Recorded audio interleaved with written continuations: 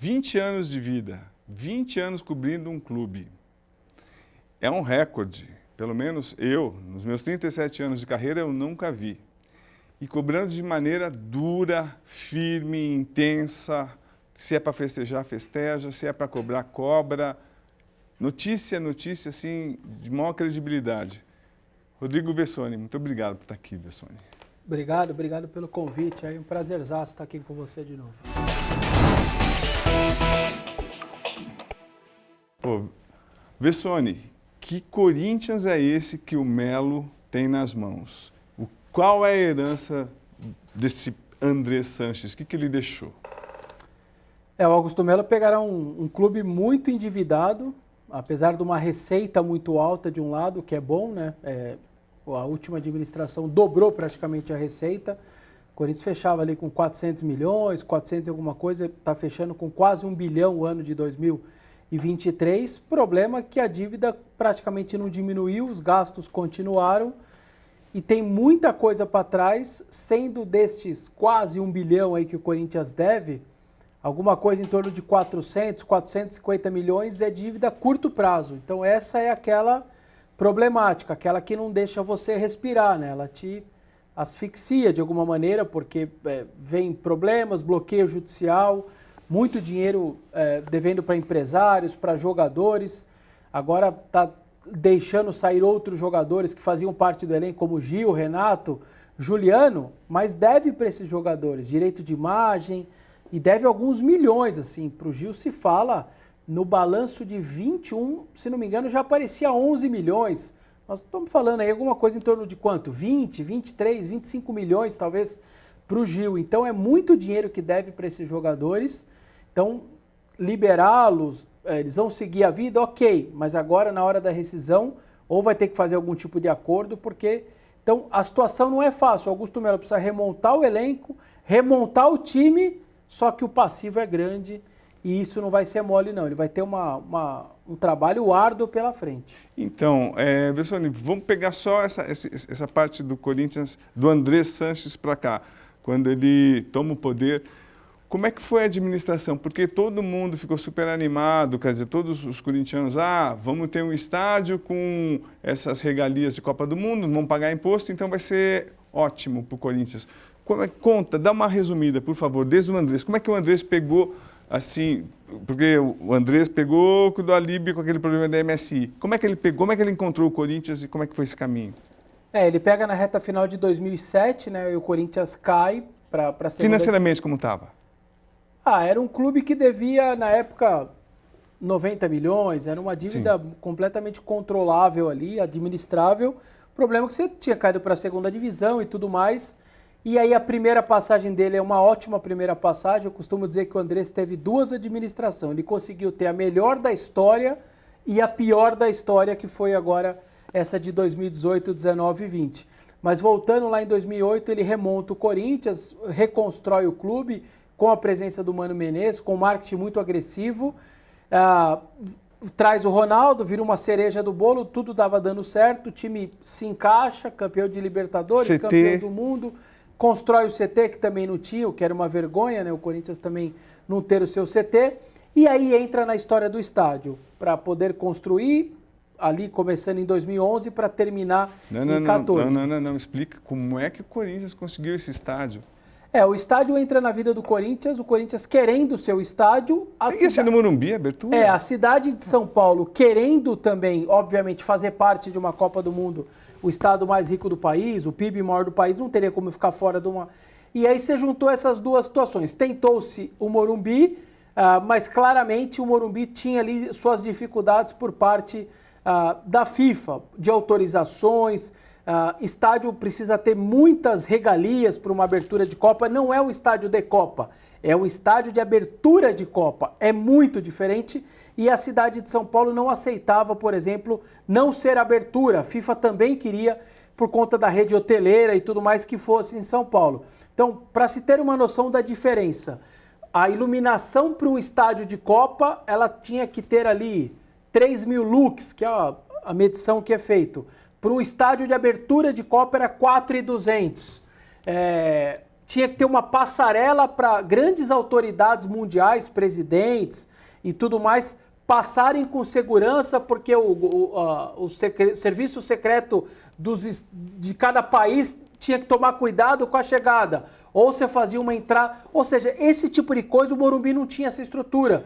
Por todo o entorno, os moradores não queriam que construísse estacionamentos extras, lá ia ter um estacionamento. Então, pensou-se, o Morumbi está com dificuldade, vamos fazer, já que o Corinthians quer um estádio, bora lá fazendo do Corinthians. Mas não teve uma participação política claro, enorme? Claro, teve enorme, porque o Corinthians teria o seu estádio. Eu não tenho dúvida que o Corinthians teria, mas o que se falava na época, as primeiras maquetes, é que o Corinthians teria um estádio para 400 milhões. Sim. Um estádio mais simples, uma coisa muito mais modesta. Virou um estádio de quase 1 bilhão, por toda essa frescura, esse enorme aumento de capacidade, que talvez seria um estádio menor também. No lado leste, por exemplo, construíram todo um laude que era necessário para a abertura da Copa. Acabou a Copa, quebraram aquele laude inteiro, não precisava mais nada daquilo, virou um estádio normal, do escopo antigo. Então, o Corinthians aproveita essa situação da Copa do Mundo para ter o seu estádio, e aí houve regalias do tipo, precisou de 400 milhões de empréstimo. Aí a Caixa teve ali um incentivo Copa, que tinha uma possibilidade de um juros menor. A Caixa pegou esse empréstimo no BNDES com esse empréstimo de juros menor. Se fosse o estádio do Corinthians, o juros seria um pouco maior.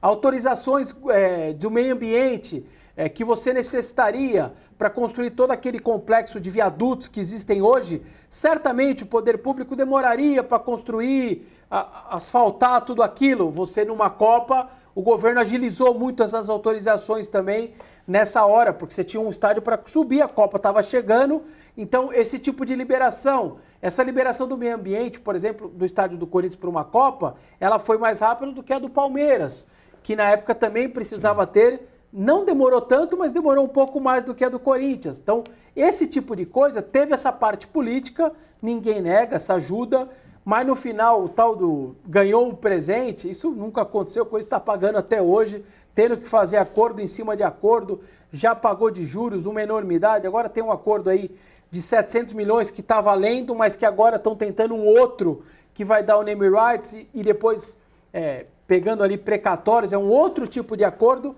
Enfim, a conta está aí, o Corinthians já pagou muito dinheiro por ela, muito dinheiro pelo estádio. Mas, assim, e de graça não teve nada. Desculpa te cortar, claro. Mas só para deixar bem claro, assim, você que pegou esse ovo da serpente, qual que foi o erro? Por que essa dívida vem até de 2011 até agora? Qual que foi o erro do Corinthians, ou do Andrés, ou quem foi que errou?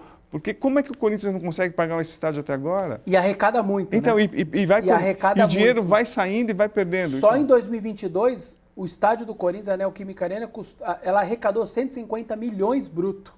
Tô falando do bruto, né? Mas claro, você tem aquela operação do jogo, todos aqueles gastos que saem do borderô, que é uma dinheirama que você gasta com polícia, sim, bombeiro, arbitragem, INSS, taxa da federação, enfim, tudo aquilo que sai no borderô. E você tem a manutenção do estádio também, que é seguro do estádio, equipes de segurança, todos os funcionários, parte da CVM que você tem que pagar as taxas todas, parte jurídica, enfim, que você tem um gasto de 2 milhões, mais ou menos, sim, 2 milhões de manutenção. Então, o líquido mesmo não foi 150 milhões. Eu estou pegando como base, sim, um ano para a gente entender. O líquido deu uns 40 milhões no ano passado. Então, é um estádio que, em teoria, ele tem lucro. Se ele for administrado do jeito que está sendo, ele vai dar lucro. Por que ficou de 11 até agora sem pagar? Erro? Por que cresceu muito? Qual o erro? Porque as contas, eu imagino, que o Corinthians fez, que o Andrés fez, elas eram contas pensando numa coisa que nunca ia acontecer. Okay. Em termos de média de público, em termos de média de arrecadação. O Corinthians fazia contas meio de padaria. Não, vou fazer 4 milhões de renda por ano. Não, ela dá 2.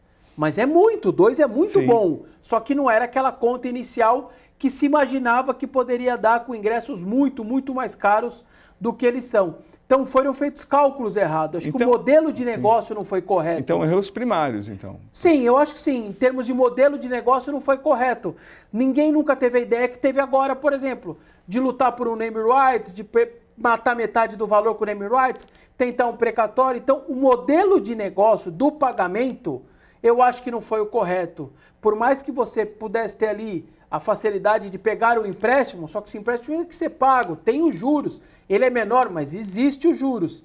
Então, acho que o modelo de negócio não foi o mais correto, pensou-se em arrecadações maiores do que o estádio poderia trazer, você foi juntando tudo aquilo numa bola de neve. Corinthians, por exemplo, pensava em pagar uma prestação mensal na época de coisa de 5 bilhões por mês, é uma loucura isso, é muito dinheiro. Não ia fazer para tanto, não ia ter esse tipo de valor. Então, acho que a ideia de ir para a Copa do Mundo, ela não deixa de ser uma boa ideia, porque você teve ali benesses que você talvez num estádio normal não teria. Ao mesmo tempo, ela te trouxe alguns problemas. O estádio ficou mais caro, você teve que construir coisas que você não precisava. Então, o Corinthians tinha todo um entorno do lado de fora, que era o Media Day ali do jogo, o Game Day, né, que eles faziam. Sobrou para o Corinthians pagar. Tinha uma estrutura enorme, aí tinha lá as provisórias atrás do gol, teve uma cervejaria que até bancou uma parte, mas a retirada acho que o Corinthians teve que pagar, ou seja, muitas das coisas que foram prometidas para o clube também pagar, o clube não pagou. O clube teve que pagar, porque quem tinha prometido, seja a prefeitura, governo, privado, enfim, também não pagou. Então vai somando todos esses pequenos erros, transforma agora 2023, 700 milhões devendo e numa tentativa de novo acordo agora para metade ser quitado com o name rights e a outra metade com precatórios ali que você vai pagar com deságio, podendo acertar. Vamos ver se vai dar certo isso. E a Odebrecht, como é que foi também? Como é que você viu todo o problema com Lava Jato e tal, enfim? O Corinthians agora, recentemente, consegue tirar a Odebrecht da história, tanto que está sendo possível esse acordo com a Caixa, porque a Caixa tinha deixado claro, enquanto existirem 3 partes, eu não faço mais acordo com vocês. Perfeito. Ao Corinthians tirar a Odebrecht, que entrou em recuperação judicial e colocou o estádio do Corinthians dentro dessa recuperação judicial, e como isso foi colocado, a Odebrecht disse, esse dinheiro eu acho que eu não vou conseguir reaver um rescaldo que falta para me pagar. E o Corinthians argumentava, ok, mas tem muita obra que você também deixou de fazer. Então nós vamos para a justiça e, se for necessário, contratou ali uma empresa que levantou alguma coisa em torno de 200, 250 milhões de obras não feitas ou obras mal feitas. E aí o Corinthians argumentava, você quer um rescaldo ainda? Você já te dei um valor, você já pegou o CIDs também, que era ligado ao estádio, só que você também está deixando de construir muita coisa. Então fica aqui, e aí entrou para a recuperação judicial. E aí entrou meio que a fundo perdido, o Corinthians não vai pagar mesmo, tá alegando que eu devo algumas obras. Entrou e saiu o Odebrecht, entrou na recuperação judicial, caiu fora. E aí virou Corinthians e Caixa, houve a possibilidade de fazer o acordo.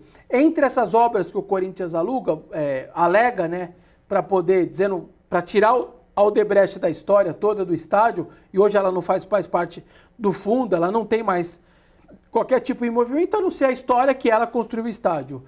O Corinthians, vou dar um exemplo bobo, mas enfim, tinha toda uma arborização em todo o entorno do estádio, nos estacionamentos. Você entra hoje lá, é um pedaço de cimento, o chão, não tem essa arborização. Estou só dando um exemplo. Tem muitas coisas que o Corinthians alega, desde quando uma construção, em camarotes, em escadas, em acabamentos, que tudo isso o Odebrecht teria deixado aí 200, 250 milhões de obras não feitas ou mal feitas, e esse foi o argumento do Corinthians para dizer ao Odebrecht, você está entrando em recuperação judicial, nos coloca o estádio junto, eu não cobro nada do que você não fez, você não me cobra nada do que você alega que eu ainda tenho que te pagar e ficamos no 0-0. Só que o rescaldo dos 700 milhões segue para o clube.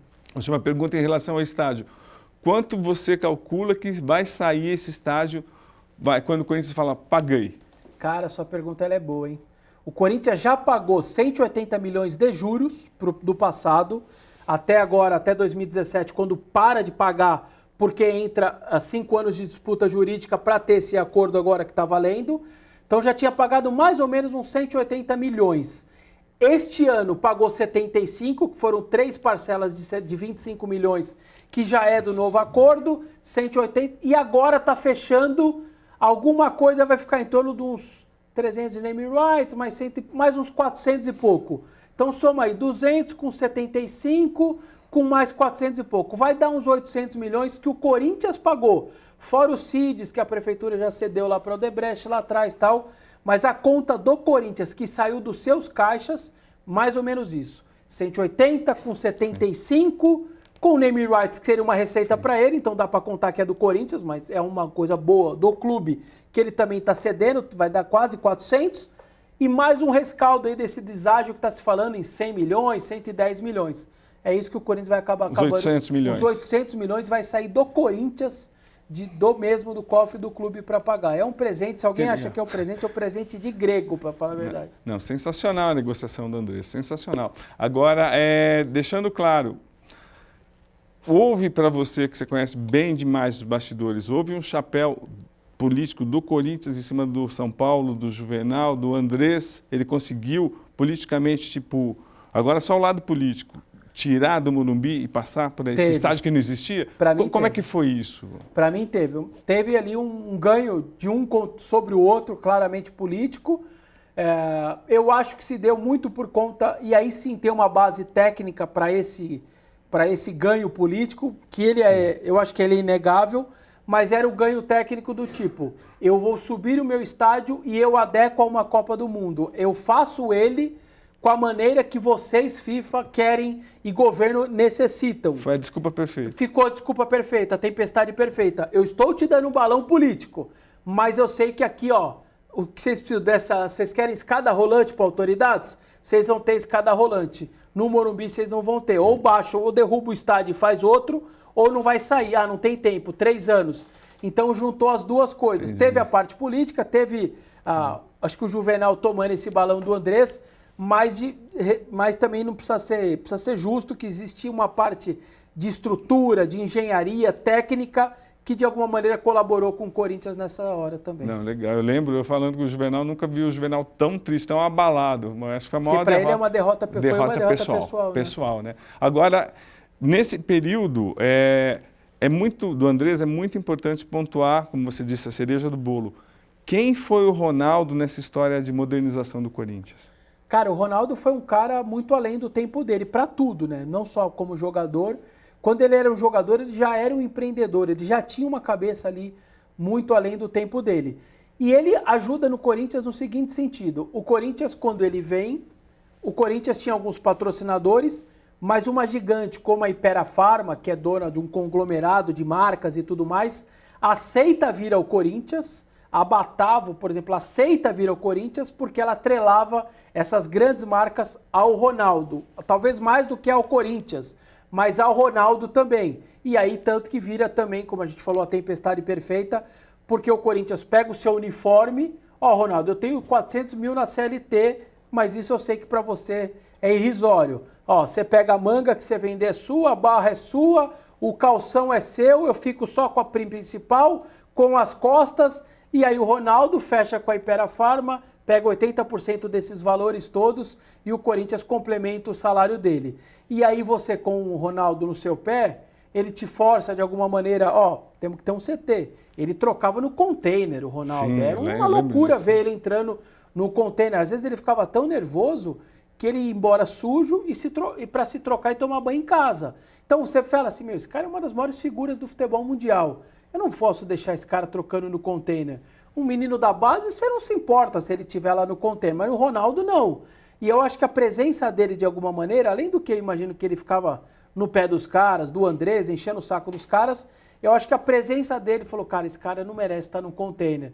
Na época o Corinthians recebia o Jonas Brothers no CT, aqueles carros todos importados do Jonas Brothers, foi o X-Men lá, o cara Wolverine. O Wolverine, cara. O cara foi no CT Joaquim Grau, pulando num monte de brejo, de grama, para poder encontrar com o Ronaldo. Acho que chega uma hora que o próprio dirigente fala, cara, olha o cara que nós estamos aqui recebendo o Wolverine, o cara tendo que passar pela terra aqui porque não tem um asfalto. E aí eu acho que de alguma maneira o Ronaldo ajuda a montagem de uma estrutura melhor do Corinthians com seu CT, de pensar um pouco grande, de criar o lance do macacão, né, no uniforme de macacão cheio de patrocinador, porque ninguém fazia isso na época e o Corinthians começa a colocar os patrocinadores. Hoje todo mundo tem aí esse monte de patrocinador. Então o Ronaldo é um cara muito além do tempo dele, um cara que se concentrava sozinho, porque ele era uma empresa. Então ninguém imagina o Ronaldo com um jogador, um boleiro ali, conversando de amenidades ali, e sendo o Ronaldo negociando milhões, bolsa de valores, empresas, contratos, Nike, não sei o quê. Então deixava ele em paz, laptop dele, resolvendo as coisas dele. Ele era um cara muito além do tempo dele, assim, mas para muito além do tempo. E eu costumo contar a história do jogo da final da Copa do Brasil. O Corinthians é campeão da Copa do Brasil dentro do Beira-Rio. O marketing do Corinthians vai na beira do campo, distribui para os jogadores reservas, a assessoria de imprensa, uma camiseta roxa, tudo escrito: Corinthians campeão da Copa do Brasil. Aí o Ronaldo não põe ela, o juiz apita, acaba o jogo, vai para o palanque para subir a taça, o Ronaldo com a camiseta do Corinthians, o Elias, parceiro dele, com a camiseta, e os outros jogadores com a roxa. E aí a gente foi descobrir depois, o Marques esqueceu de pôr os patrocinadores do Corinthians na camisa. O Ronaldo, que era um ser além do tempo dele, mesmo no meio da festa, champanhe, comemoração, estádio ali comemorando, ele fala: ok, quem paga meu salário é aqui, a manga, tal. Ele levanta com o braço só para poder aparecer tanto essa daqui quanto a Bozano aqui, e ele pensou isso, porque nessa hora que todo mundo ia estar me filmando, os sites, os jornais, as televisões, ele lembrou dos patrões. Se ele usa a roxa, não ia aparecer ninguém. Então eternizou aquela imagem da taça sendo levantada por ele. Sim, com os patrocinadores. E ninguém do marketing, da diretoria, ninguém do Corinthians pensou. E esse cara pensou. Então era um fenômeno. Fenômeno. Mesmo. 3 perguntas rápidas do Ronaldo que você vai contar. A primeira, aquela festa. O que ele aprontou na festa que derrubou o Antônio Carlos? Você tem, são 3 segundos. Vai, Pops Drinks, lá Pops Drinks, em lógico. Presidente Prudente. Ele resolveu sair, só que é uma cidade do interior. E aí foram lá depois na casa do Antônio Carlos, resolveram ir para esse lugar. E o Andrés teve que ir lá tentar abafar, mas numa cidade menor. Presidente Prudente não é pequena, mas é muito menor do que São Paulo. Virou aquela confusão toda na primeira semana dele, né? Ele saindo do primeiro jogo para o segundo jogo, quando ele inclusive faz o gol de cabeça, que era o segundo jogo, ele estreia em Tubiara, em Goiás. E aí virou aquela confusão toda, aquela coisa. Acho que ali ele entendeu de que, ó, eu tô chegando de volta ao Brasil, mas eu sou o Ronaldo, se eu querer fazer uma coisa que qualquer ser humano normal, se eu quiser fazer uma coisa, eu não vou poder fazer. Acho que no final foi bom para ele, para o Corinthians, que aí eles tiveram esse entendimento também. Ele entendeu realmente que também a cobrança aqui em São Paulo... Que ia ser diferente também. É pesada mesmo. Ninguém enxergava que ele estava gordo. Que período foi aquele? Era uma coisa doida. A gente escrevia, você também escrevia, eu escrevia, e os médicos, todo mundo fazia de conta que ele não estava gordo. O que acontece é assim, ele chega muito acima do peso, tanto que tem uma história muito bacana do Daniel Augusto Júnior, fotógrafo oficial do Corinthians, primeira semana do treino em Itu, a imprensa lá, mas ele como fotógrafo, iniciando no Corinthians, fotógrafo oficial do clube ali, o Corinthians não tinha, quando caiu, criou essa figura do... E aí ele diz que a memória dele de jornalística, de um fotógrafo, de um repórter fotográfico, a hora que o Ronaldo no vestiário tira a camisa, ele levanta a máquina para apertar. Falou: cara, todo mundo quer saber o peso do cara, eu tô com ele sem camiseta. E aí ele fala que o Ronaldo: ei, moço, essa foto não é boa não, segura aí que a foto não é boa. E ele toma uma bronca e aí ele fala, aí o Daniel diz que cai a ficha dele: ó, eu sou um cara oficial do clube e tal. Então tinha essa curiosidade. O primeiro ano eu acho que ele controla bem, 2009, sim. Ele não tá tão mal fisicamente. Só que depois que ganha Paulista, Copa do Brasil, se arrasta no Brasileiro de 2009, ele volta no Tolima já em janeiro o 10 dele já não é nada legal. Você já vê, perdão, estamos em 10 ainda. E o 10 dele, ano do centenário do clube, o 10 dele já está mais acima do peso. Mas ele ainda é um fenômeno, ele é muito diferente, então ele chega a fazer 3 gols no Fluminense, ele consegue se virar. Tanto que ele vai embora com 35 gols em 69 jogos. Ele vai com uma média muito boa. Só que aí em janeiro de 2011, o ano já arrastado de 10, o 11 cai Tolima, ele se vê acima do peso, dor no joelho, ele fala: em fevereiro de 11 acabou para mim. Então eu acho que o 2009 dele foi ok, acho que ele estava num peso bacana, tanto que ele arranca, deixa o Rodrigo, o zagueiro, para trás. Ele estava numa forma física muito aceitável para quem tinha 33, 34 anos ali. Mas o 2010 já foi um ano já de sobrepeso, um pouco complicado, e o 11 então começa ali, perde do Tolima e ele resolve parar. Então, a última pergunta do Ronaldo que eu quero fazer é isso. Eu acompanhei assim, um pouco de bastidores da saída dele, né, quando perdeu para o Tolima. torcida ameaçando ele e Roberto Carlos, ameaçando bater, jogaram pedras em alguns carros. Então, e aí ele sai, e eu queria que você desse a sua visão da saída dele, desse perdeu para o Tolima e essa pressão da torcida, que pouca gente sabe, pouca gente eu divulgou. acho que a saída você citou os dois, para mim elas são diferentes. O Ronaldo, de verdade, eu acho que juntou tudo pro Ronaldo. Cara, eu não aguento mais concentração, eu não aguento minhas dores no joelho, eu não aguento a dor na panturrilha, eu tô acima do peso e vem um ano inteiro pela frente com essa pressão toda. Para mim deu, eu não consigo mais. O Roberto não, o Roberto, ele sai depois para jogar na Índia e tal. Para mim o Roberto falou, quer saber, velho, o Ronaldo saiu, eu vou falar que é violência, tal, as pessoas vão entender, eu tô parando por aqui também. Foi 1 semana depois, 2 semanas depois. Foi. Mas eu acho, sinceramente, que foi um pouco isso, assim, o Roberto vai na esteira do Ronaldo. O Ronaldo acho que toma a decisão pelos seus motivos mesmo. E o Roberto acho que usa mais a parte da violência para não querer mais ficar no clube. Eu acho que foram saídas diferentes. A foto dos dois fumando e bebendo uísque numa festa também, tipo... assim que antes que o Corinthians fosse jogar com o Tolima, também pegou muito mal, juntou tudo isso e ficou pesado. Mas assim, é engraçado, né? O Mano, que era o treinador dele, todo mundo sabia que os dois bebiam e fumavam. Acabava treino, eles iam na piscina, em volta da piscina, ficavam lá no cantinho deles, lá, a imprensa não sabia, não filmava, mas internamente sempre souberam, levaram os dois numa boa, 2009, 2010, né? O Roberto chega em 10, sempre levaram os dois. Eu não acho que foi, porque sabiam que estava no pacote isso. Tanto que na véspera da final da Copa do Brasil, o Corinthians joga na sexta-feira à noite contra o Atlético Paranaense Curitiba. O Corinthians sai de São Paulo, joga em Curitiba e o Mano decide ficar sexta, sábado, domingo, segunda, terça para jogar quarta no Beira-Rio. Em determinado momento, quando acaba o jogo do Atlético Paranaense, o Ronaldo, os jogadores falam, presidente, libera a gente para sair um pouco. Nós temos o final só quarta-feira. E todo mundo vai sair. O Mano falou, Andrés, cara, você liberou os caras de sair, mas o Ronaldo, cara, qualquer lugar que ele for nessa cidade vira aquela loucura. O Ronaldo segura. E aí o segurança vai lá, o diretor, o cara do futebol ali, o dirigente fala, ô Ronaldo, você não pode ir. O Ronaldo fica louco, vai pro quarto, começa a quebrar tudo no quarto, bravo. O segurança desce, ou o Maziotti fala, ô André, sobe e acalma o homem, que ele não vai sair, ele tá possesso da vida. E aí o Andrés acalma ele, e aí diz, eu tenho ali a suíte presidencial, seguinte, enquanto os caras estiverem na zoeira aí à noite, eles vão voltar meia-noite. Fica aí até 3, 4 horas da manhã, tem tudo que você quer beber, traz quem você quiser, curte aqui, mas não sai daqui. A imprensa tá toda lá no hall e tal. E foi a maneira que você vai acalmando determinadas situações para ter um cara como o Ronaldo. E aí ele acalmou, tanto que na terça ele dá entrevista à véspera da final e do nada, eu me lembro bem, ele respondendo uma coisa X, ele fala, porque esse negócio de concentração eu não aguento mais, eu tô até repensando minha continuidade no futebol. E a gente estranhou que ele do nada sai saltando o negócio, mas é porque aconteceu o episódio na sexta, de concentrar, desde sexta-feira ele ficou pé da vida. Então você soube levar o Ronaldo soltando a cordinha, você vai ficar no quarto só você, todo mundo divide, você fica sozinho, você quer fumar, você quer beber, pode fazer também.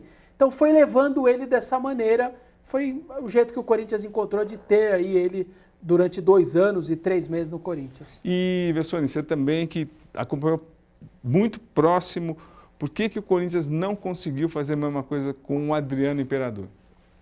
Pois é, cara, o Adriano ele veio para isso, né? Ele veio para o Corinthians tinha uma ideia de que eu preciso ter um grande astro, se sair um entra outro. Foi essa a ideia do Corinthians até 2013, ainda com o Pato e tudo mais. O que acontece com o Adriano foi, ele teve uma situação que aquilo vira um divisor de águas no Corinthians. Durante um treino que foi à tarde, a gente tinha muito acesso ainda aos treinos, mas quando era um treino 2 períodos, normalmente a gente só ia em um e no outro não ia. E a gente foi de manhã num treino à tarde, ele treinando praticamente sozinho, era uma coisa de melhoria ali dele. Ele quebra o tornozelo. E ele tem a lesão grave de tornozelo. Aquilo ali para ele acabou no Corinthians, acabou praticamente a profissão dele. Porque ele desanima completamente com a rotina, ele começa a faltar na fisioterapia, tanto que o tornozelo dele nunca fica bom. E no processo judicial, porque depois ele aciona o Corinthians, alegando o Corinthians anexa lá, ele tinha faltado 56 treinos nas fisioterapia, e o motorista dele ia com o carro, ficava no estacionamento para mostrar, o Adriano tá aí, tá na fisioterapia, o carro tá lá. Mas ele não tinha ido, era só o motorista dele. Que loucura. E aquilo desanima ele. E aí entra o negócio da bebida, não sei o quê, vai juntando tudo aquilo, ele não tem um bom ano, vai chegando no final do ano meio gordo, aquela coisa acima do peso total, e aí tem uma história que é maravilhosa também, do final do ano, quando ele estava perto de ser campeão, antepenúltima rodada, vai jogar no Ceará, 1-0 gol do Catito Ramírez, o Adriano não entra no jogo, no outro dia, na quinta de manhã, eu estou no Ceará, falo pro fotógrafo Ari Ferreira, Ari, vamos passar lá no hotel do Corinthians, eles iam treinar na areia, você tira umas fotos, a gente parte para o aeroporto, manda para a redação e tudo bem. E quando tá na areia, eu tô ali olhando, olha, não tava o Adriano. Aí o Tite me chama, Vessone, eu preciso falar com você. Eu falei, aí eu fui lá, ele falou, ele pôs a mão na boca, né? Ele falou, Vessone, eu não gostei de uma capa do Diário Lance, a gente trabalhava na época no Lance. Vocês colocaram a cabeça do Júlio César numa frigideira, parecendo um ovo. Eu falei, Tite, eu sei que eu imaginei que você não ia gostar, mas os editores, ele estava sendo fritado pelos conselheiros, tinha falhado jogos antes e tal, e a ideia do editor era colocar a cabeça dele como se fosse um ovo fritado na geladeira. E a gente, eu e o Borghese, nós éramos repórter, nós somos contra aquilo. Eu falei, cara, eles vão ficar bravos, pra quê? Não sei o que e tal. E eu expliquei isso pro Tite, editor, cara, a gente tentou demovê-lo da ideia, mas saiu, eu peço desculpa, mas de verdade, se fosse eu mesmo, o pai da ideia, eu falaria para você, mas não foi e tal. Não, tudo bem, professor, me falaram que é o editor, que não é culpa sua, mas, o ser humano, pôr a cabeça dele, foi um negócio bem desagradável mesmo. Aí, quando ele acabou, eu falei, Tite, só aproveitando aí, eu não tô vendo o Adriano aí e tal, o que aconteceu, né? E a assessoria tinha passado o oficial, por isso que nem tudo que um clube fala é a verdade, obviamente, que ele estava na sala de musculação dentro do hotel. E aí o Tite olha para os lados, tal, põe a mão na boca e fala assim para mim, eu sei que tu não vai publicar, eu confio em tu. Ele bebeu a noite inteira e ele está dormindo agora lá no quarto dele, ele não teve condição de levantar para vir e ele está dormindo. Falei, tá bom, Tite, tudo bem, entendi, não vou publicar nada tal.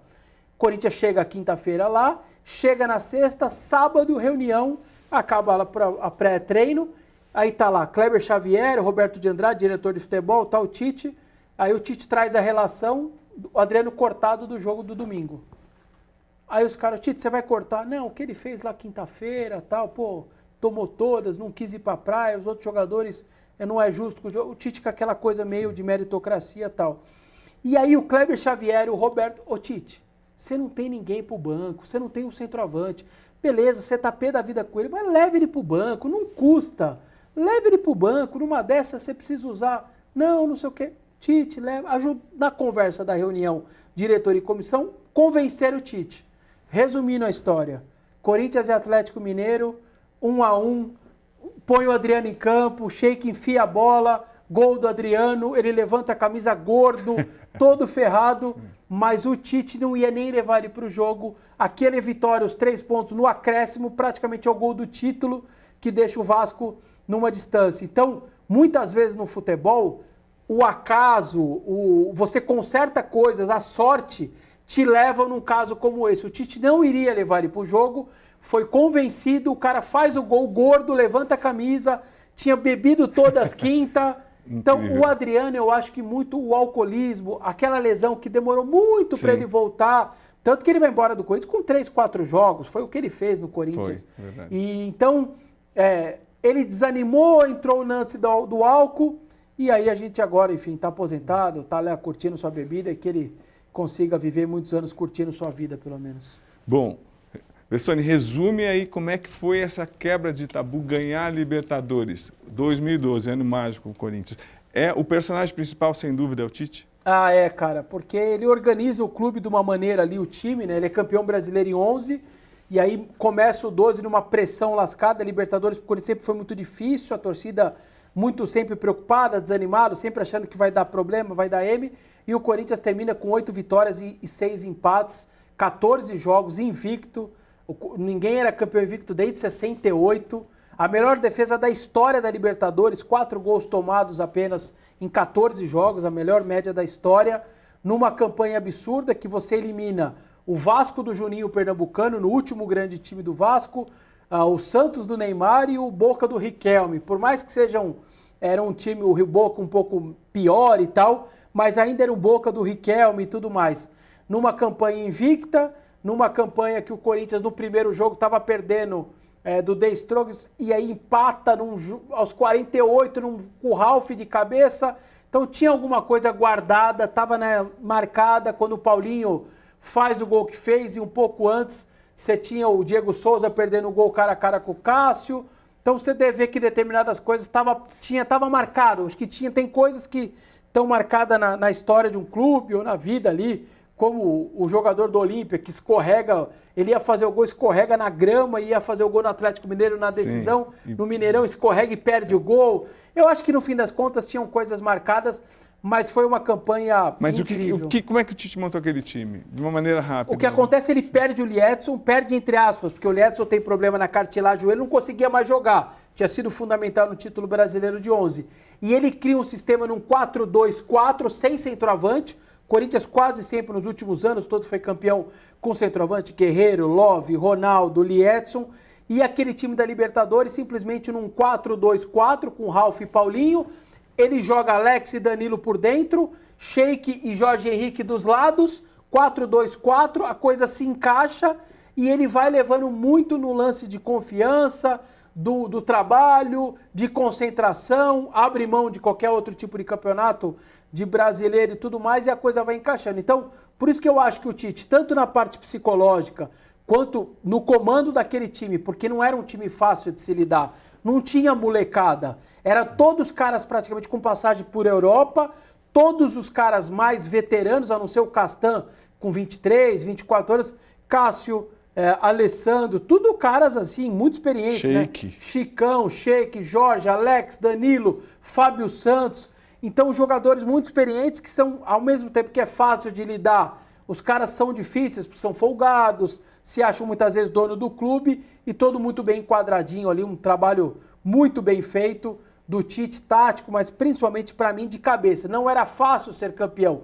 Ganhar uma segunda Libertadores pelo Corinthians, uma terceira se acontecer, é muito mais fácil do que a primeira. A primeira era um trauma absurdo. O Corinthians tem um trauma tão grande que em 2010 amassa o Flamengo, toma 1-0 no Maracanã chovendo, vem para São Paulo com 1-0, faz um primeiro tempo primoroso, faz 2-0, vai para o intervalo, parecia uma Marília o Flamengo, um massacre em cima do Flamengo. Vira, dá 5 minutos, uma enfiada, o Love faz 2-1, você tinha 40 minutos para fazer só mais um gol, só que acabou. O Pacaembu emudeceu, o time parou de jogar, a tranquilidade foi embora. Por quê? Nós vamos ser cair de novo, nós vamos ser eliminados de novo, tudo vai acabar, o mundo vai cair, acabou, mas tinha 40 minutos para fazer um gol, você tinha jogado muita bola no primeiro tempo. Só que o trauma vinha para cima. Então, você, diante desse cenário, ser campeão invicto, com 8 vitórias e 6 empates, é algo que o treinador, para mim, tem muito parte nisso. E agora esse segundo Mundial do Corinthians, porque 2000 o Corinthians é campeão do mundo. Também estava cobrindo e eu vi que os times europeus queriam ganhar mesmo. E agora, como é que foi Chelsea? O que você atribui a essa vitória? Eu atribuo primeiro assim a conseguir ter ido para a final. Que foi difícil, né? Porque a semifinal é muita pressão. O Tite conta, inclusive, que o Abel Braga ligou para ele e falou: Tite, se prepara, o seu primeiro jogo é uma desgraça. A chance de você ser eliminado é muito grande. Passou, você vai ali de franco atirador, pega o europeu, se der, deu, a torcida não vai falar nada, a imprensa não vai falar nada. Mas o primeiro jogo, se perder, você está lascado. E isso daí foi muito complicado. E aí houve toda aquela mobilização do torcedor, para mim a maior marca daquela competição, mas sem dúvida nenhuma o que aconteceu. Eu fui com o Corinthians, né? Fui no avião do Corinthians, voltei, a gente foi via Dubai, voltou via Frankfurt. Como é que era o clima da ida? Fiquei 18 dias com o Corinthians lá, aquela loucura no aeroporto, né? Aquela recepção. Sim. Hoje tem uma frescura, você leva os caras lá para um lugar isolado, perto dos hotéis, mas na época lá era meio raiz, a torcida foi para o saguão, atrasou 4 horas de voo, as companhias aéreas cancelando voos, foi uma loucura, porque os comissários de bordo, eles não chegavam. Então, você tinha um voo do México às 11h30, mas o Corinthians saía à meia-noite, 8 da manhã, aeroporto lotado, quem era da Aeroméxico para ir para o México não chegava. E aquilo virou um efeito cascata, você cancelando todos os voos. E aí você começa a falar, meu, tem alguma coisa acontecendo. Aí o seu voo tem torcedor. Aí você chega lá em Narita, no Japão, tinha torcedor recepcionando. E aí seu amigo fala, meu, tô vindo do Rio, meu voo tá cheio de torcedor. Aí o cara fala, cara, eu tô indo via Manaus, tá cheio. Minha escala é em Nova York, a minha é Paris, a outra é Canadá, e o meu tá cheio. Aí você come e fala, meu, tem alguma coisa acontecendo aqui. E você chega lá, aquela loucura, o torcedor, aonde você ia? Vou pegar um trem-bala, vou para Tóquio, porque tava em Toyota, tava em Yokohama, vou para Tóquio. Aí você baixava em Tóquio, corintiano, na rua corintiano. O Corinthians montou uma loja do Corinthians dentro de Tóquio, no centro de Tóquio. Você fala, cara, tem uma coisa muito grande acontecendo. E o meu primeiro impacto foi em Toyota ainda, eu tô na sala de imprensa, uma TV, só que aí eu tô aqui com o laptop e você começa a escutar um barulho assim. Timão, eu falei, olho pra TV, tava tendo o jogo anterior, ou aquecimento, não me lembro. Eu olhei pro lado e falei, cara, você tá escutando? A gente na parte interna, sala de imprensa. Agora que a gente chega no estádio de Toyota, cara, o estádio gigante, 50 mil pessoas, quando a gente fala todo vermelho, né, o estádio todo preto, com a torcida ocupando isso, falei, meu, o que está acontecendo nisso daqui? E aí o segundo jogo, gente chegando também, devia ter 25 mil, 30 mil, o primeiro jogo era 32 mil, e não tinha turista, não tinha japonês assistindo o jogo. O segundo jogo eu até acho que tinha, cabia 63 mil, e tinha ali muita gente querendo ver o Chelsea, japonês. Mas o primeiro jogo para mim é mais impactante, que ali eram torcedores do Corinthians para ver o Corinthians. E deu o público anunciado pela FIFA, 31 mil e alguma coisa. Então, cara, foi um negócio... O torcedor levou muito ali aquele time, além de uma noite muito grandiosa do goleiro, né? O Cássio estava muito inspirado, porque para você ganhar de um time europeu, aquele time, depois eu fui levantar, o Chelsea, dos 11 titulares, era assim, 10 tinham Copa do Mundo...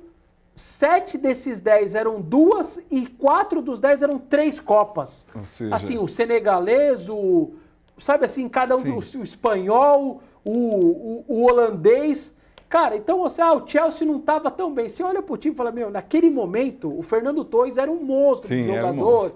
O Hazard era novo, era um monstro de jogador. Davi Luiz estava no auge. No auge. Então... Era muito difícil, é muito difícil você ganhar de time assim. Qual que foi o toque mágico tático do Tite para ganhar esse jogo? Eu acho que é o Jorge Henrique, né, cara?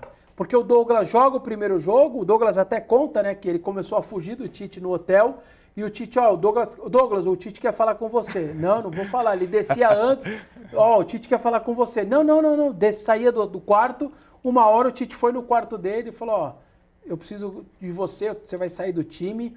E o Douglas fala, chorei muito, o Douglas chora no ombro do Tite, o Tite chora com ele, só que, entende, eu preciso taticamente pôr o Jorge, ele vai subir, o Hazard tá saindo, ele vai ter que pegar do lado do campo, não sei o quê, o Jorge vai marcar mais que você.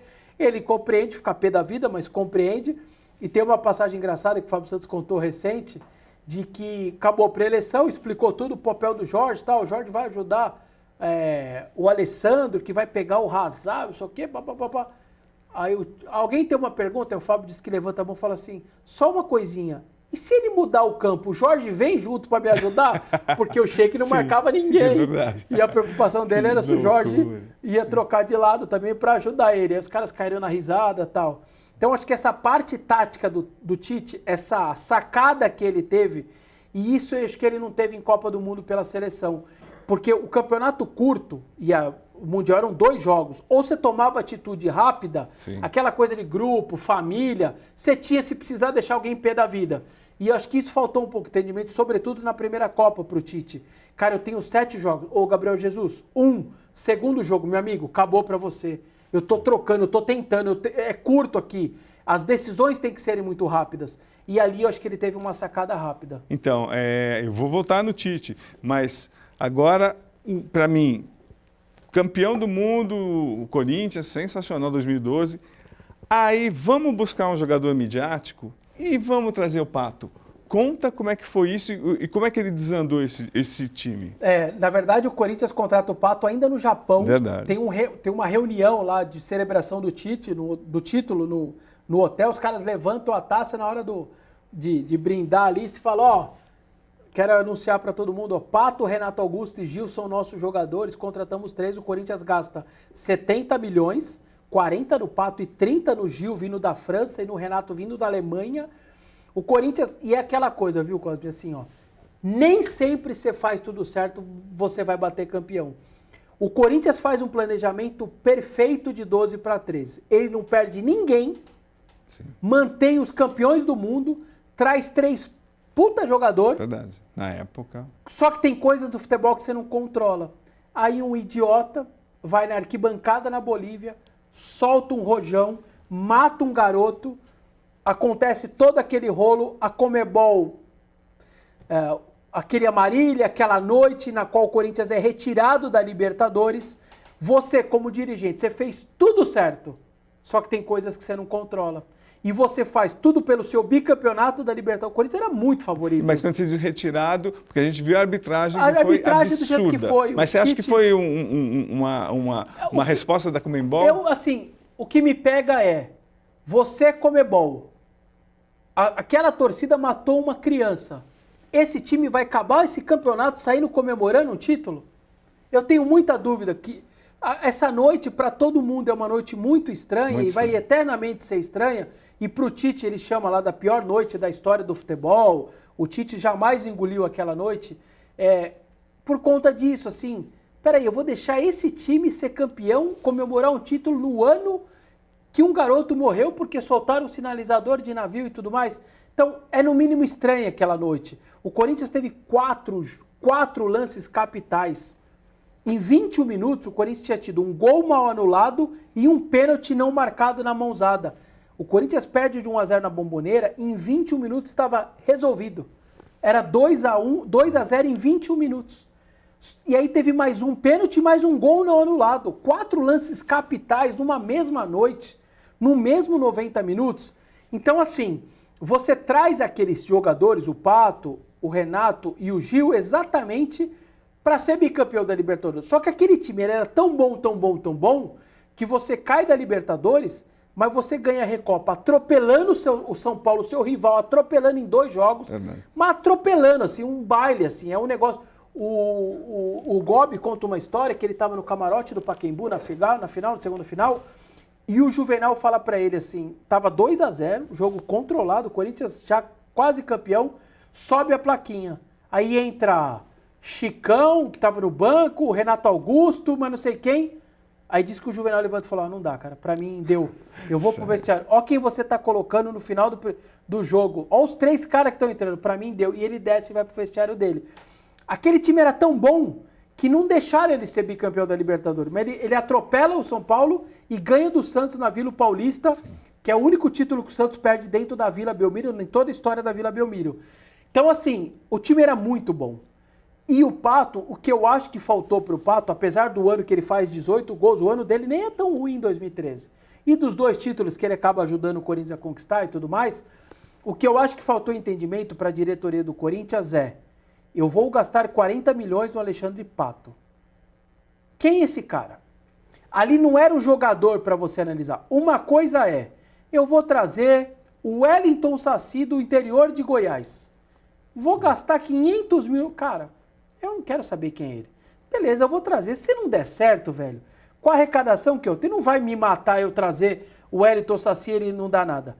Mas peraí, eu vou gastar 40 pau só pro Milan, né? Que o dólar era 3, sim, 15 milhões de euros, na época dava uns 40 pau. Mais 800 pau de salário. Peraí, cara. Quem é esse cara? Como ele é fora de campo?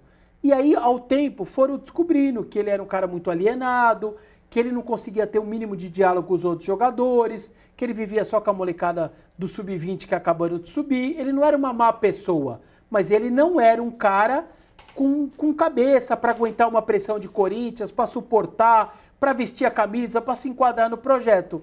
E o pior, ganhando muito mais do que os caras que tinham ganhado tudo. Então, imagina o clima. Os campeões do mundo. Imagina o clima.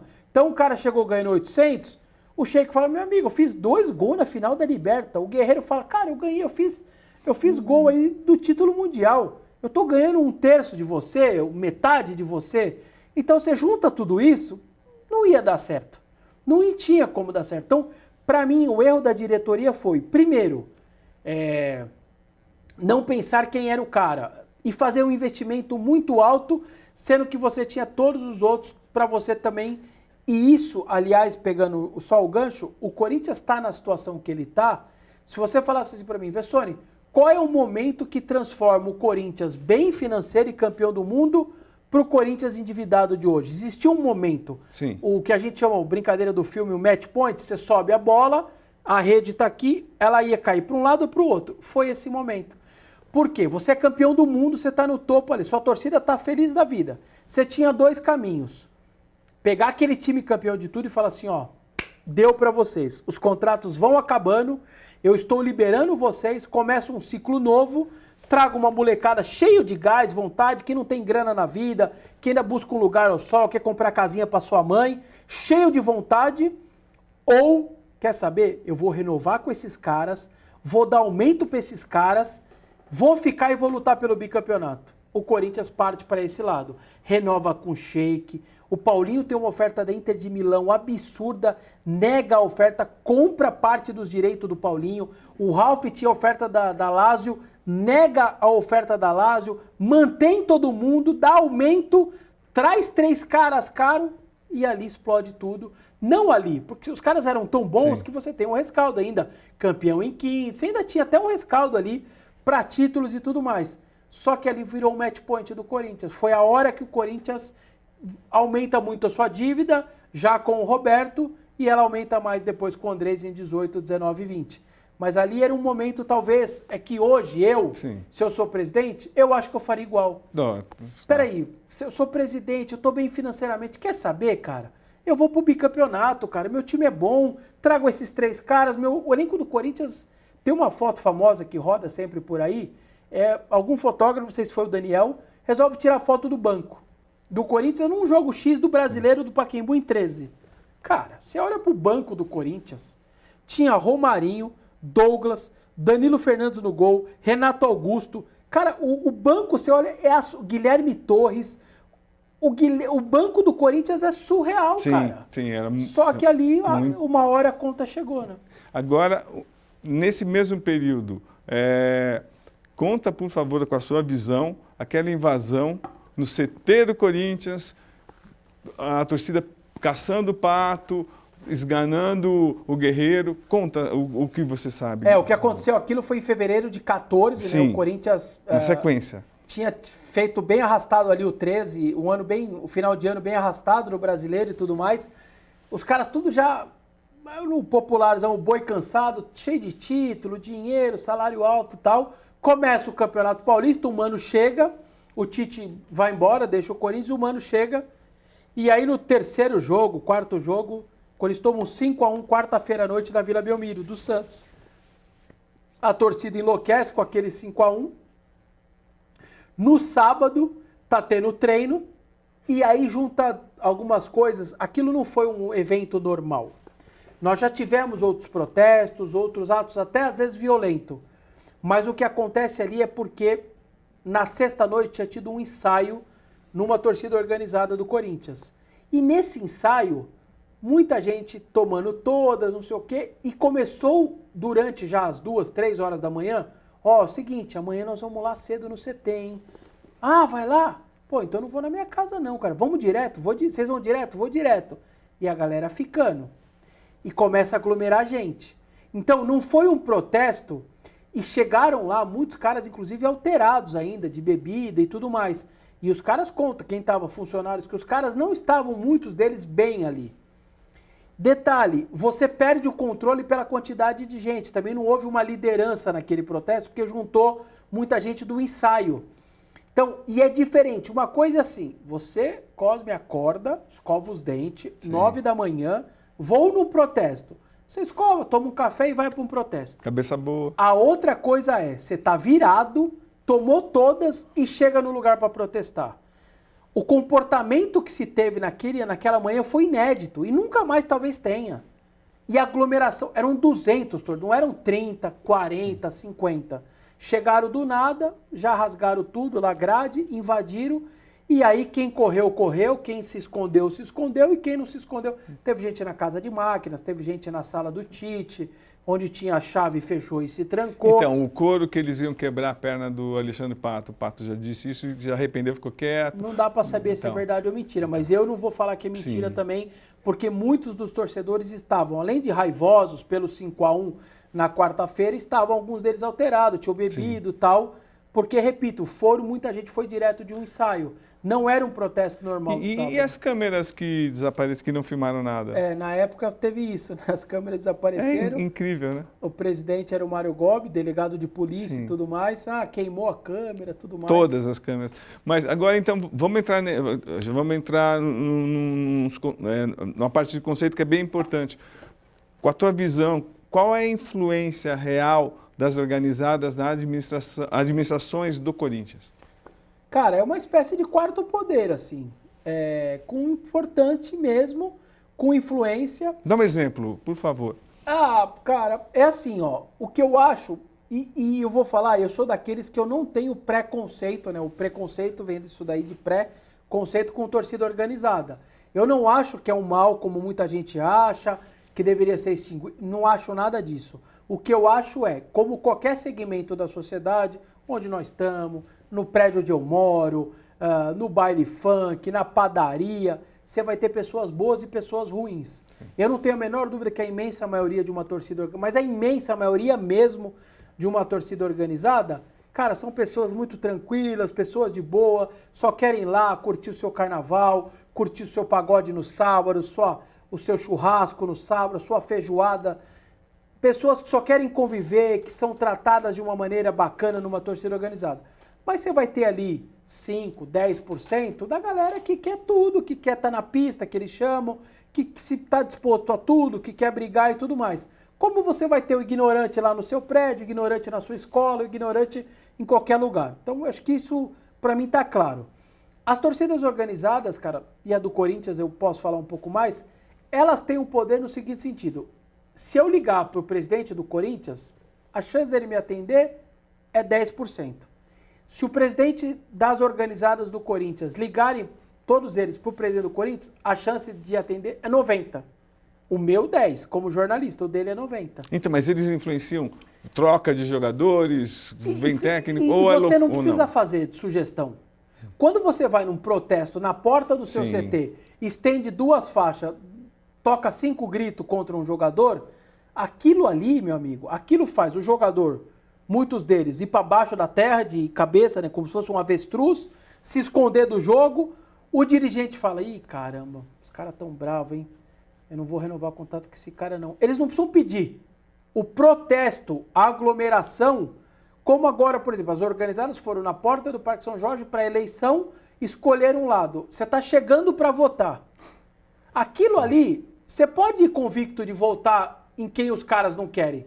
Mas no mínimo aquilo ali vai fazer, caramba, velho, os caras estão aí, será que eles não estão certo? Será que eu vou votar mesmo nesse...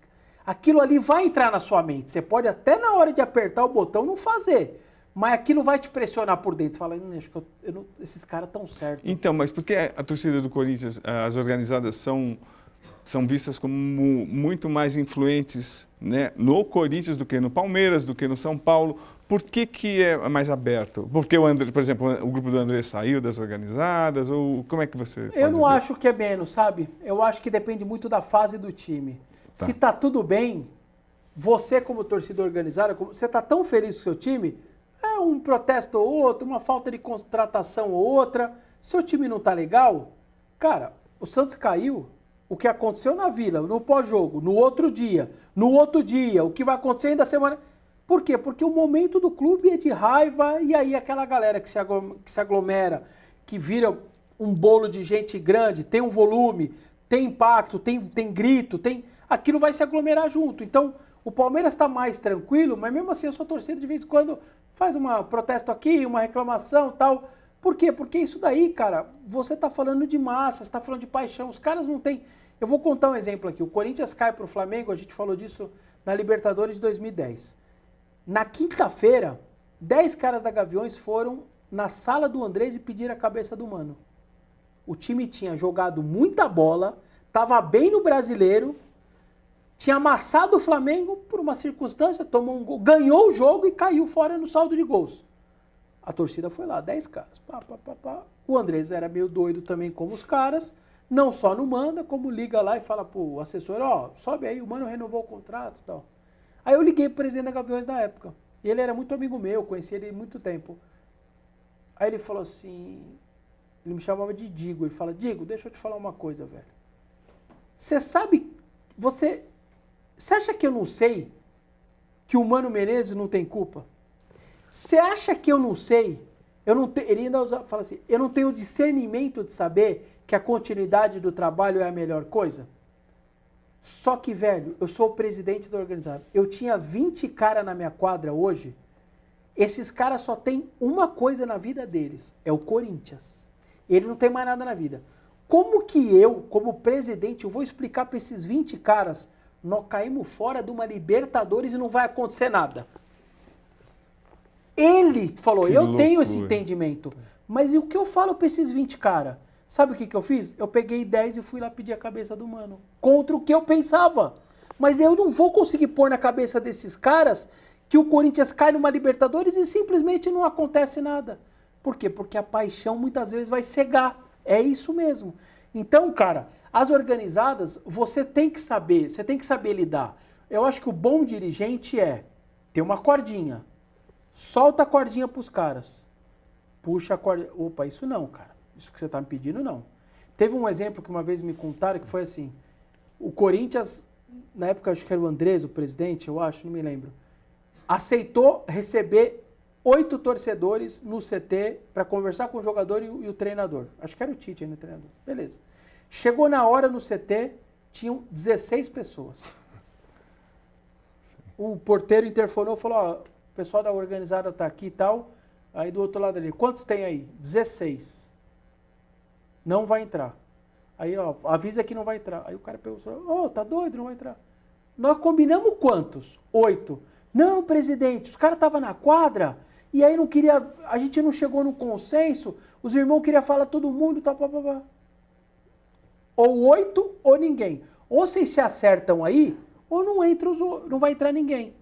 Aí eles não chegaram num consenso dos 16, ninguém queria ficar para fora. Falou, ó, então, presidente, não estão chegando no consenso, nós estamos indo embora, então. Então, o que eu acho, assim, esse é um papel de um presidente.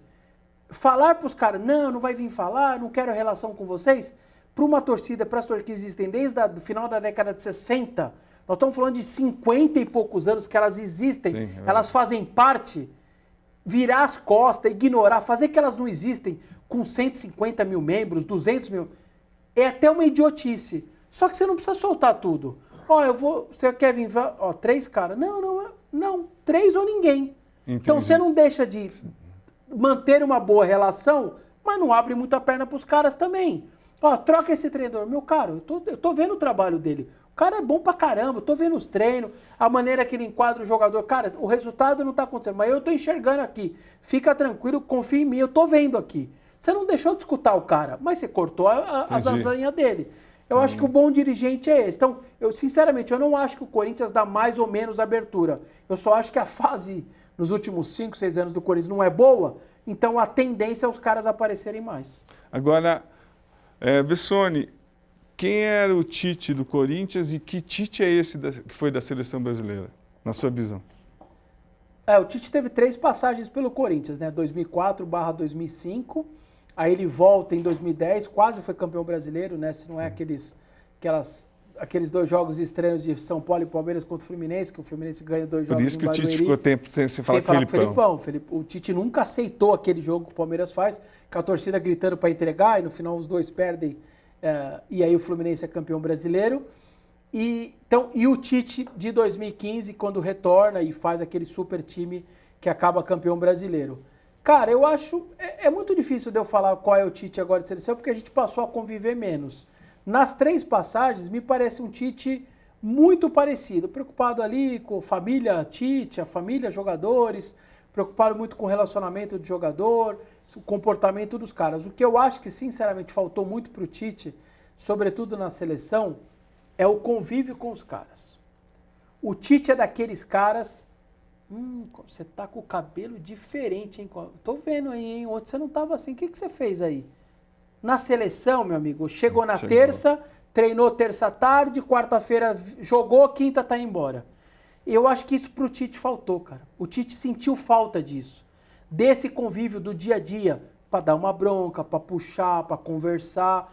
Então, assim, ele ficava 4 meses sem falar com o jogador, falar até ele falava, sim, mas sem ver, sem o comportamento. Às vezes o cara mudava o jeito, mudava o estilo de jogo, mudava o comportamento dele. Ele brigou com a esposa, se separou da esposa, e quando ele estava na eliminatória na rodada 2, ele estava com a esposa, na rodada 3 ele já não estava, e o comportamento do cara mudou, e eu acho que esse convívio faltou para o Tite. Então, eu acho que ele até pode ter mudado, mas muito por conta disso, pela ausência do convívio diário ali, de uma bronca, de conhecer um jogador ou outro.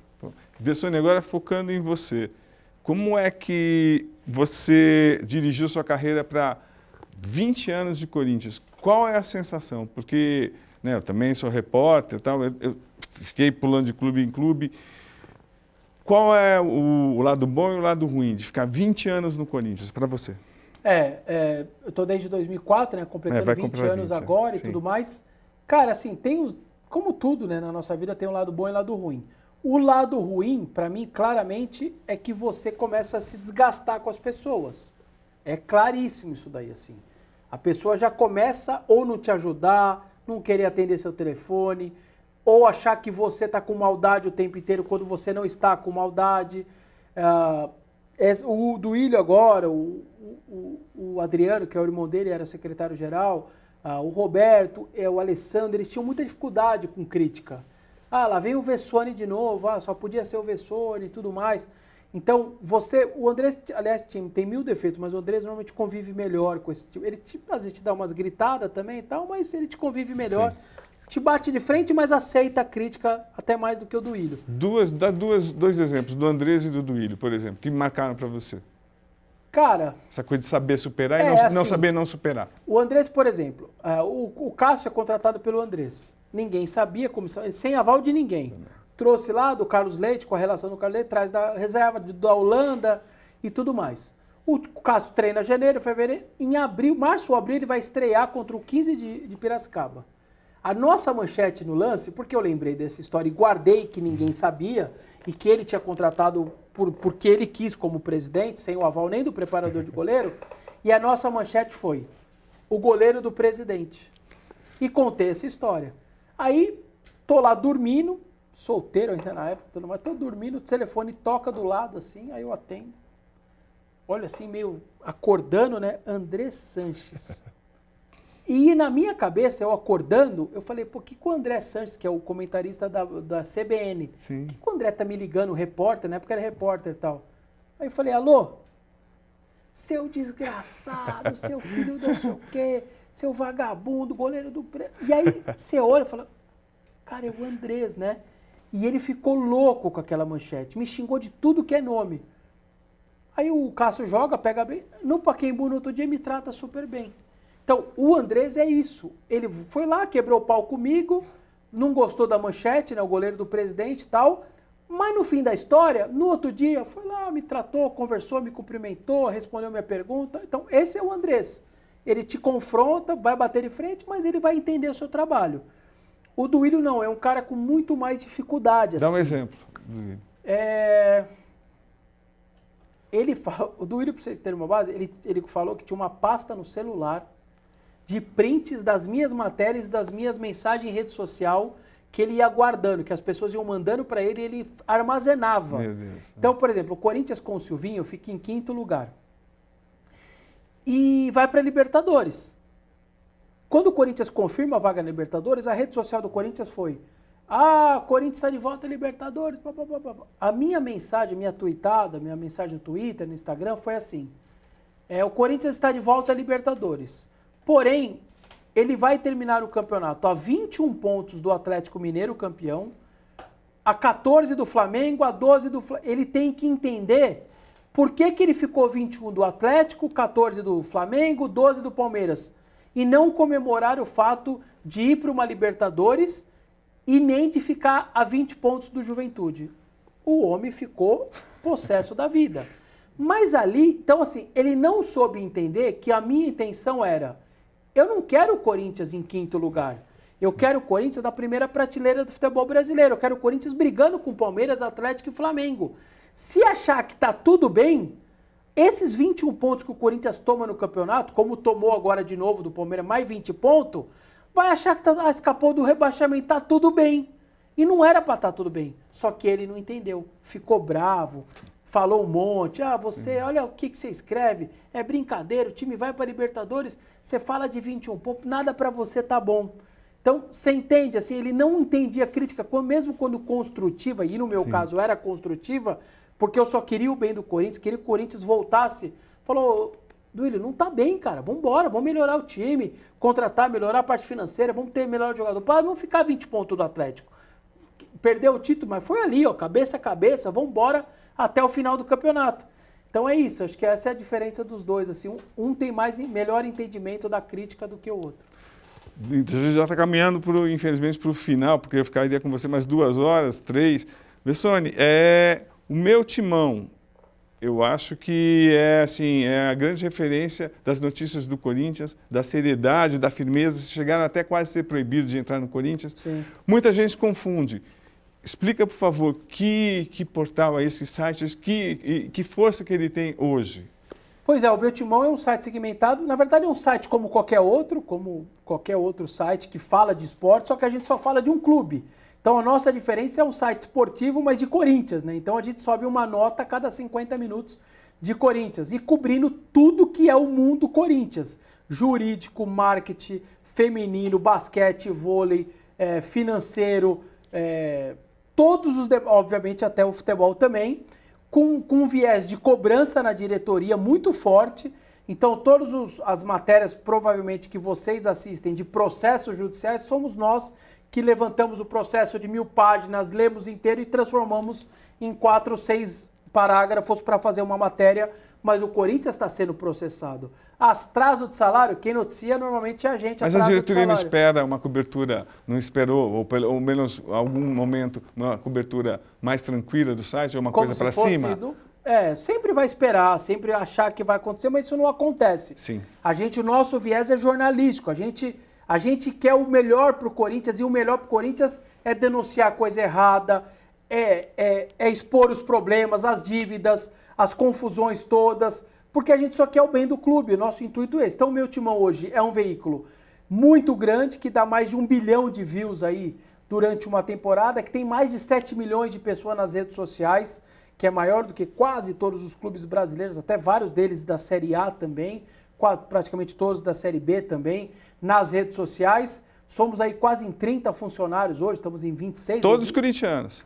Todos corintianos hoje, todos jornalistas também, sérios. Todos do nosso estagiário ao editor, todo mundo também jornalista, e fazemos isso, viajamos com o Corinthians, cobrimos o Corinthians nas viagens e publicamos tudo que está ao nosso alcance, seja algo bom na visão da diretoria ou algo ruim.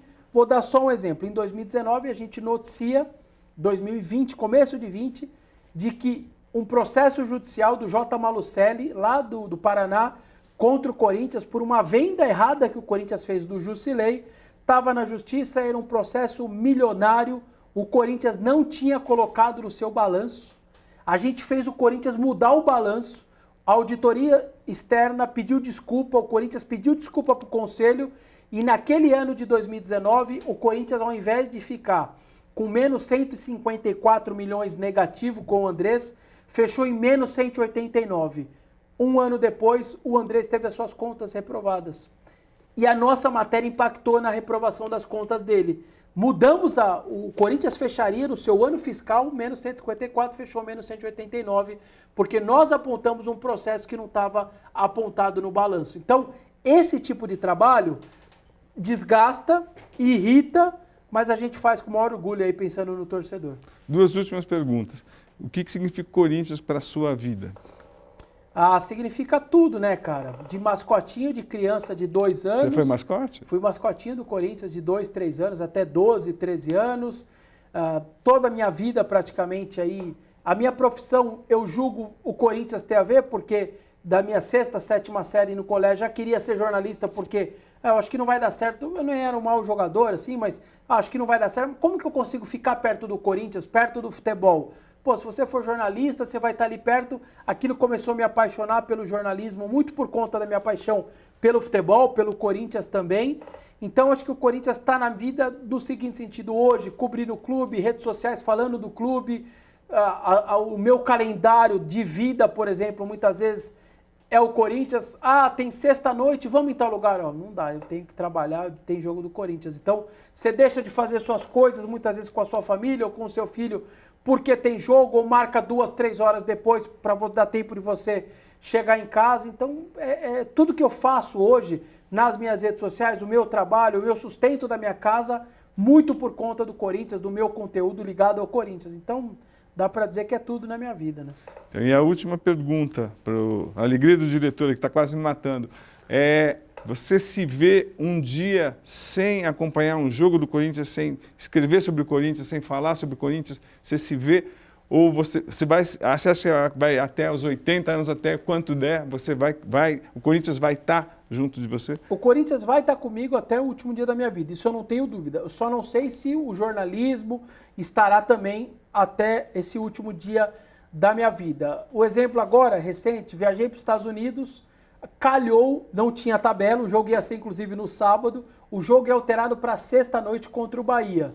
Eu entrei no avião 9 horas, a hora que o jogo começa. Eu não tive a menor dúvida. Quanto é o Wi-Fi do avião? $20, R$100.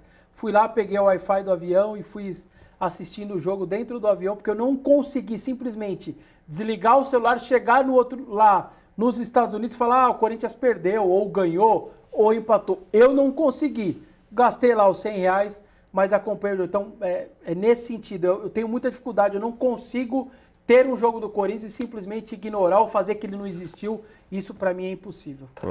Bessone, eu estava no Corinthians quando você chegou, eu lembro, você bem novinho, teu crescimento assim é espantoso e assim, super com mérito, e eu quero dizer para quem está acompanhando, se quiser saber qualquer notícia séria do Corinthians, acompanhe o Bessone. Obrigado por ter vindo, viu? velho. Obrigado, Cosmo, pelo convite aí, foi um prazerzaço. Obrigado a todo mundo aí, agradeço a cada um de vocês aí. Obrigado.